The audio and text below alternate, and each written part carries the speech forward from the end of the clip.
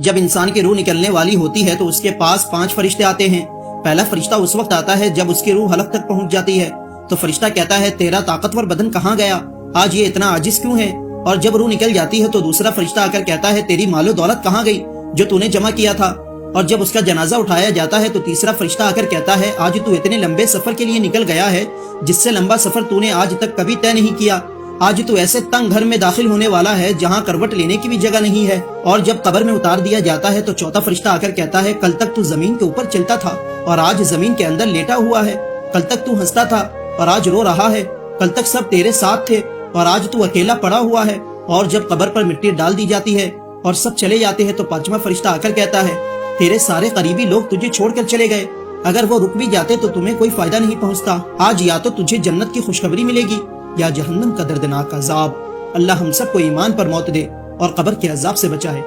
جب حضرت موسیٰ علیہ السلام حضرت یوسف علیہ السلام کا تابوت تلاش کر رہے تھے جس میں حضرت یوسف علیہ السلام کا جسم مبارک تھا جن کو لوگوں نے تابوت میں کر کے سمندر میں دفن کر دیا تھا، تو 400 سال کے بعد حضرت موسیٰ علیہ السلام اس تابوت کو نکال کر ان کے آباء و اجداد کے پاس دفن کرنا چاہا جو کہ حضرت یوسف علیہ السلام کی چاہت تھی، تو کسی کو بھی پتہ نہیں تھا کہ وہ تابوت کہاں پر ہے، صرف ایک بڑھیا کو پتہ تھا جس کا نام شارہ تھا۔ اس نے کہا حضرت موسیٰ علیہ السلام سے کہ میں آپ کو ایک شرط پر بتاؤں گی، پہلی شرط تو یہ ہے کہ میں بوڑھی سے جوان ہو جاؤں، تو حضرت موسیٰ علیہ السلام نے کہا منظور ہے، پھر بولی میری دوسری شرط یہ ہے کہ جنت میں آپ کے ساتھ رہوں، تو وہی آئی اس شرط کو بھی مان لو، تو حضرت موسیٰ علیہ السلام نے مان لیا۔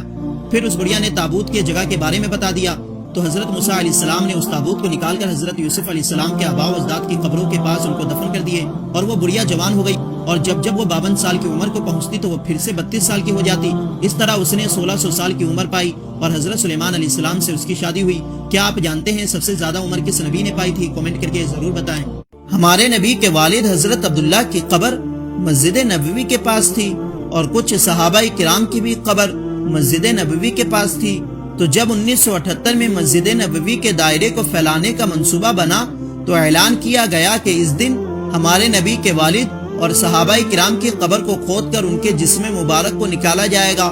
پھر ان کو جنت البقیع میں دفن کیا جائے گا۔ یہ اعلان ہوتے ہی پوری دنیا کے لوگ اس منظر کو دیکھنے کے لیے پہنچے، تو جب ہمارے نبی کے والد حضرت عبداللہ کو قبر سے نکالا گیا تو سبحان اللہ پوری دنیا کے لوگوں نے دیکھا کہ کفن تک میلا نہیں ہوا، ایسا لگ رہا تھا کہ آج ہی دفن کیا گیا ہے، اور صحابہ کرام کا بھی جسم مبارک اور کفن بالکل صحیح سلامت تھا، اور قبر کھولتے ہی پوری جگہ خوشبو سے مہکنے لگی۔ سبحان اللہ، یہ ہے صحابہ کرام کی شان اور یہ ہے ہمارے نبی کے والد حضرت عبداللہ کی شان، تو ایک مرتبہ کومنٹ میں سبحان اللہ ضرور لکھیں۔ دیکھ سکتے ہیں جب یہ شخص نماز پڑھ رہا ہوتا ہے تو اسی وقت کھڑکی اس پر گر جاتی ہے،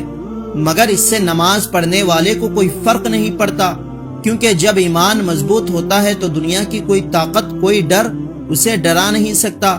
جو اللہ کا ہو جاتا ہے اللہ اس کے ایمان کو مضبوط کر دیتا ہے، یا اللہ ہمارے ایمان کو بھی مضبوط کر دے، تو ایک مرتبہ کومنٹ میں آمین ضرور لکھیں۔